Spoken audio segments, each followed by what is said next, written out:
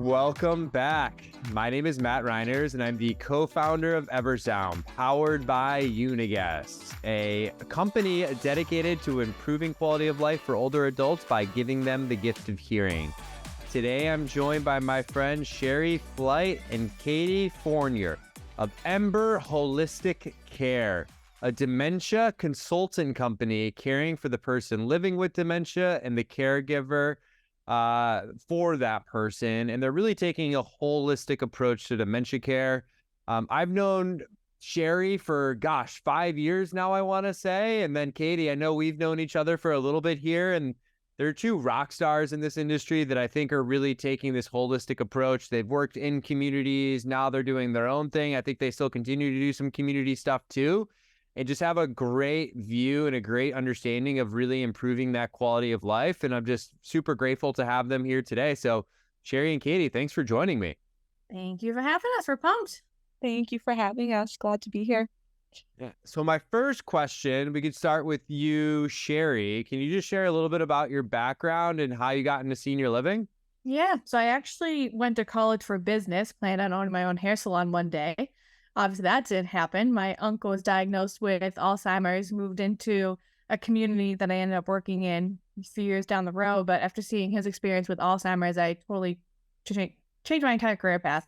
And I started working part-time as an activities assistant when I was 20. I'm now 32. So I guess from there to now, I just kind of moved up the ladder, became a program director, sales director, and now met Katie along the way. And here I am. Love that. Well, opening up your own hair salon, I don't think I could take advantage of that, but, You would not be the first customer. Yeah. Got to get the ball joke in there somehow. And then Katie, same question to you. What's a little bit about your background? How'd you get into senior living? Sure. So I always teetered between wanting to be either a teacher or a nurse. And so I went to college initially to become a teacher for elementary ed. And what happened was my grandmother got sick my senior year of high school. So I found myself taking care of her, got a part-time gig in a nursing home just to pay the bills for college, and then found myself not wanting to teach, but actually go into nursing. So then I left that, went into nursing. I've been in the industry for 15 years now in multiple capacities, from CNA, wellness nurse, and resident care director, and now doing this with Shari, and we love it. That's awesome. I love hearing your guys' stories. Both had something personal happen to you, right? And they kind of introduced you to senior living. I have a very similar story to that, which I don't have to share that with you now, but I'm curious with what you guys are doing and really taking this Ember Holistic Care and really trying to help those. And, you guys have worked in communities and have done training. I know Shari came and did our entire company training a few years back. But I'm wondering, what's the current state of dementia training within senior living, and is each community doing it the same? So I know you guys help different states. I can definitely speak on Mass, but there's different regulations that need to happen for dementia training, whether it's traditional assisted living versus memory care. So in the sense of that, yes, companies are doing the same thing, but there's companies that I've been for where they're kind of just checking the box of making sure that they're hitting those trainings. So they'll just have DVDs they're popping in, really outdated old school presentations, just stuff that's very outdated. But there's some companies that I worked for that are just very ahead of the curve, and they're just constantly updating it. They have interactive trainings. So it's kind of give or take. It depends on the company, depends on the size of the company, depends on the effort they're putting into it. And that's an area of opportunity that Katie and I feel like we can be beneficial, because she and I have so many different trainings, because there's just something to be said about in-person training. So it's kind of night and day with different communities, but I don't know. It's different across the board. I just want to add to that, Katie. There were some communities that you worked for where you were checking the boxes. So when the state came in, they had their checklist and we could check that box off. They got their training, they're all set, and you're certified again for another 2 years to operate. Others really took pride in their approach and really wanting to empower the caregivers and professionals that worked for their company to have what they needed to be successful, and to feel good about what they were delivering. Yeah, and you see a difference in the caregivers when it's a training that is actually thought out and not just something like, all right, here we go. We're going to pop in this old school dementia training from the 70s. Take a peek. Make sure you listen to what they're saying and on your way. So you can feel a difference in what the staff gets too. Yes. Yeah, I mean, I've definitely been in those communities where, granted, I haven't seen what their training regimen looks like, but it definitely feels like they're just checking the box. And then there's some you walk into there, yeah, there's just almost like a feeling that you get. And Sherry, you had mentioned kind of the in-person, and I'm wondering, could you discuss the significance of doing in-person interactive dementia training for caregivers? And if you find any specific skills or knowledge or just understanding that comes through this type of training versus, like you said, the old DVD in the box and away you go. Yeah, so something Katie and I used to do training together from one of the companies that we worked for, and we saw that when we were doing something that was hands-on, or maybe there was videos and we'd stop the video and talk on it, bringing in personal stories from experience that we had, the more we made it interactive and actually interacted with the caregivers that we were training, the better it seemed to be. It wasn't people falling asleep or people not really understanding or recalling what we talked about. So we try to hit all the different learning points for people. Like, are they a visual learner? Are they a hands-on learner? Is it someone who likes to literally just look up at the TV and see what we have for a presentation? So trying to just see if we can hit all those different areas of learning skills too, because that really seems to pull the caregivers also. And it makes it more fun. Think about when you're in school trying to remember something. If a teacher turns something into a song versus just saying, this is PEMDAS, why don't you remember that? It makes it so much easier when there's song or something to it. So we try to make it fun and interactive. Absolutely. I'm impressed that I remember PEMDAS as well. I was trying to remember like what it stood for. I remember it. Parentheses. I'm not gonna go through it. Oh yeah, The whole thing. That was a good yeah. That was good, and I like the Boston accent on it too. That's great. Now we talk about really taking this holistic approach to dementia care, and what you guys have been in the weeds, right, and in the communities doing this, conducting trainings. But I'm curious if there's any holistic approaches or alternative therapies you've seen that have shown promise in supporting individuals with dementia. And, feel free to touch on how do these approaches complement just traditional care methods today? Yeah, absolutely. So we did a case study at one of the assisted livings in which we took a group of residents. Their families were, so interested in this approach. And we provided Reiki sessions. We provided guided meditations as part of their everyday activities, to the point where it became a regular activity on that calendar. Aromatherapy and light therapy. So the light therapy was just a blue light we'd put in their room at nighttime, like a night light, and it would help provide some calm, peace, and relaxation. And studies have shown that it also helps with insomnia.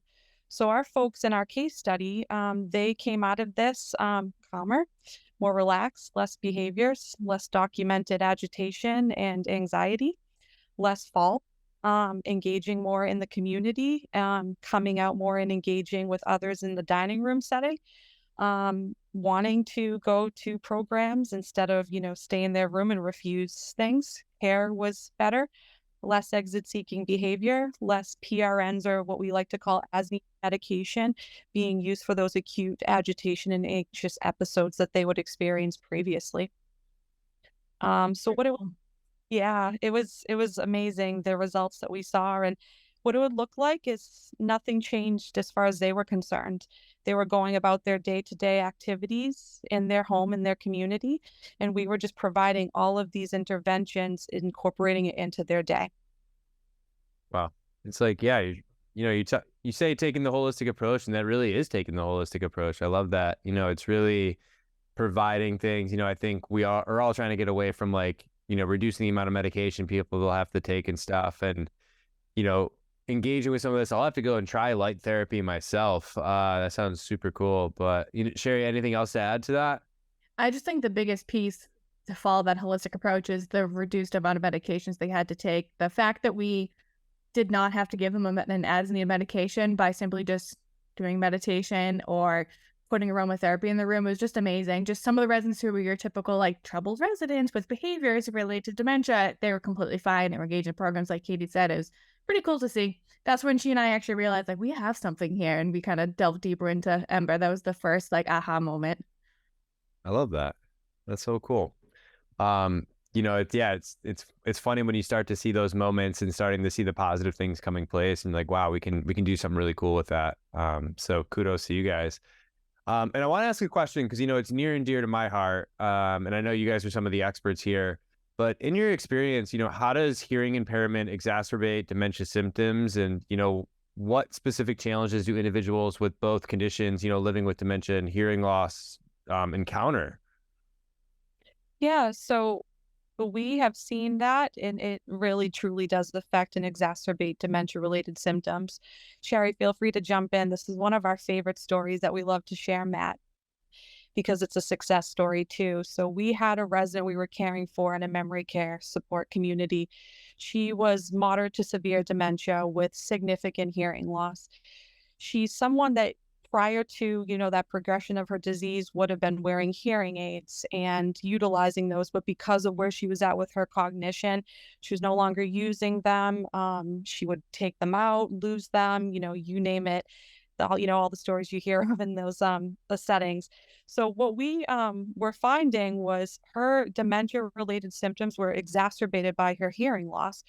You would have a conversation with her and she'd grow frustrated, agitated, or paranoid, thinking you were talking negatively about her.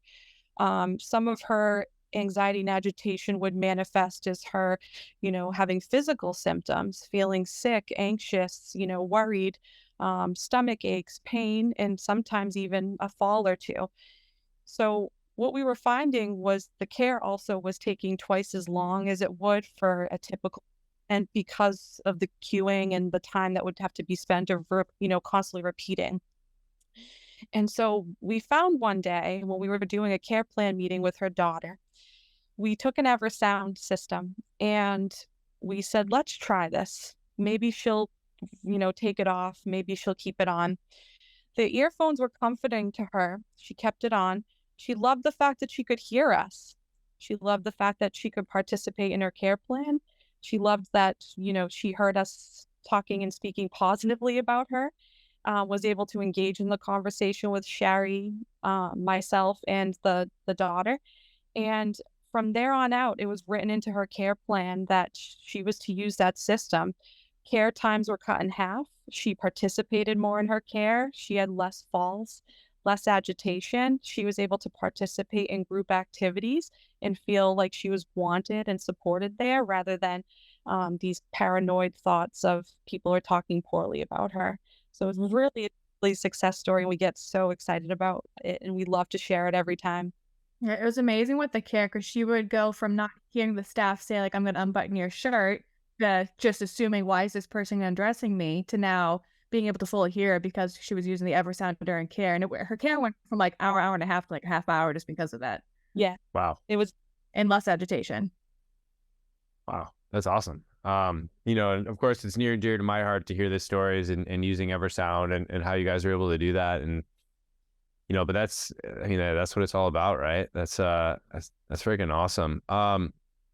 Shari, do you have anything else to add? I feel like I kept seeing like amazing stories coming from you and how you were kind of addressing hearing loss as well. Yeah, I was able to use it on tours. I think I actually commented on that on one of your LinkedIn posts. I had a woman move in, and she came, the grandson brought her, and she couldn't hear a dang thing on the tour. She did not hear anything we're talking about. She was talking over us. She was just agitated because she didn't know what was being said.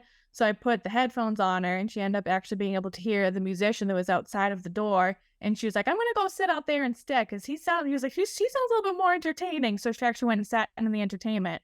And she, same thing, continued if she ended up moving in. And then when she moved in, she would be that person talking over everyone in the program, thinking that nobody was talking, and she would start participating because of that. So she was always anxious if she couldn't hear anything, and just being able to actually give her the ability to hear was amazing. Yeah. It's pretty amazing to see because, I read all the studies and stuff around hearing loss and dementia and, what the studies have come out and said, right? If you've got moderate or severe hearing loss, you're 3 to 5 times more likely to develop dementia. And then, we continue to hear. And then on the other side, a study came out within like the last 6 months that if you are being proactive and wearing hearing devices such as, hearing aids, there's actually a reduction in the likelihood of developing dementia or something like that, which, the people way smarter than me, but I've read all the papers, would basically say it's like when your brain is straining to hear, it's working on overtime. They've actually found brains that are struggling to hear actually a little bit smaller than those that have normal hearing. And there's a bunch of other like things related to it, which is just wild. And, my next question here is, what are some common misconceptions or misunderstandings you've come across regarding dementia care and hearing impairment? And, if there's anything you've found to address these misconceptions to just promote better understanding and support for affected individuals. It's common that caregivers will say that they need to talk louder or talk slower so the person can hear them, when again, they could just use something like a hearing aid or something like infrasound if they have the ability to. So trying to get away from that, because that's not necessarily going to help. That can actually make the person a little bit more frustrated. But also just trying not to dismiss them as someone that, what, they can't hear. Don't even worry about it. Don't even bring them down to the program because they're not going to know what's going on. Talking about them in front of them, that's a huge pet peeve of Katie and I. They assume because they can't hear what's going on that we could just talk about the person in front of them. We see that a lot, both in communities and within the home. So just trying to just constantly educate. That's the best thing that we can do and other people can do, is just constantly educate about the importance of trying to figure out if there's some type of assistive device that they can use for hearing to help them to be able to hear what's going on. Because it's only going to improve their engagement and help them a little bit longer if they can. Anything to add to that, Katie, or did Shari kind of crush that? He crushed it. I would always be on the floors and just reminding, that was one of the things, just constantly reminding the staff that, they're a person too. They're someone that has needs as well. And we need to address this in a way that's appropriate rather than just saying, oh, they can't hear, so they're not going to like this program, or they're not going to engage with the rest of the group. So, yeah. Yeah, it's wild, right? There's so many times I see people who can't hear, and it really inhibits them from interacting with the world, right? And I think it was Helen Keller that was basically like, sight kind of cuts us off from material things, but it's really the hearing that disconnects us from our friends. And it does. Actually, I have a story with that one too. I just thought of, we had a gentleman, this is actually my top favorite ever sound story. A gentleman in the community that Katie and I were at, and he was always just wheeling around. He could self-propel, so he would use his feet in his wheelchair to get around. And he was just constantly anxious, looking for his family. Wouldn't remember that they were there visiting. We'll go to the program, and again, he was that person who was like, nothing's happening here, because he couldn't hear what was going on. Getting medication because he was agitated. So finally, I brought him down, and I put the headphones on him. And I was like, Frank, can you hear me? And he was like, I haven't heard in 7 years. And he got so excited. And from there on out, he was like the leader of all the programs. Didn't need medication anymore. I think, Katie, you were able to actually get rid of the PRN eventually, start to kind of wean it off. So just like, again, just going down to, it was assumed that he was agitated because of his dementia. It was assumed that he couldn't hear, so why bother bringing him down? But that wasn't the case at all. He literally just could not hear a darn thing that was going on. Yeah. Wow. Yep. And then my last question for you guys, and you can either take it together or do your three separate, but it's a question I ask all my guests. If you're to give other senior living providers 3 guiding principles as we move through 2023 or the next 12 months, what would you say? Oh, heck yeah, I'll let you take the first one. Yeah, so we always preach, it's kind of our thing when we're working with a client or a professional caregiver, is that idea of responding versus reacting and watching yourself. So knowing the difference, right? You don't want to be in a situation or a state where you're constantly reactive, and rather you want to be in a place of mindfulness so you can respond appropriately. And we always just remind anyone we were working with, our professional caregivers in the assisted livings, to watch that, take a deep breath, take care of yourself, and let's respond in a way that's appropriate, because it will set yourself up for success, but also set that person you're caring for up for success, rather than the, typical human nature to just react because you're in an emotional stress state, right? So just, that's something we always like to have as a takeaway for any of our clients or anyone we're working with, both professionally and personally. Mm-hmm. And then I think also, Katie and I are huge in this, know your agenda, don't show your agenda. Yeah. So if you are caring for somebody with dementia and you know that you need to go to the supermarket, you need someone to come and watch mom while you go to the supermarket, you need to clean the house, all the things you have to get done. If you're going to be in a stressful state of mind because you know all the things you have to get done while still taking care of mom, they can feel that. She's still human, even though she has dementia. She still can pick up on that stress level that you're having, and that can actually make her symptoms worse. So trying to know that you need to get all those things done, but not necessarily show it, and just be okay with the fact that it's going to take some time. and just take your time with it, and just don't show your mother or whoever it is you're caring for that's going on. And Kaylee, take the last one. Lastly, we cater to, the reason we started this was to cater to the caregiver. We found often that we focused on the person with dementia, which is wonderful, but the caregiver was left behind. And so really hitting home and making sure that the caregivers are caring for themselves too, providing themselves that time and space to unwind or unplug and have that moment to, recuperate, not burn out, take care of yourself, both not just physically, but mentally, spiritually as well. It makes a huge difference in how you show up to those that you're caring for professionally and personally, in our opinion. And we want to be able to support any way we can with that. So we always love to just make sure that people remind to take care of yourself too. You can't pour from an empty glass. I love it. Well, thank you so much, Shari and Katie. I appreciate you guys' time today. And you guys aren't just two individuals that talk the talk. I know you're two that walk the walk too. So I know this industry is lucky to have two outstanding rock stars like you, and just appreciate and grateful for all that you do. So thanks for joining me today. Thanks for having us. Thanks for having us.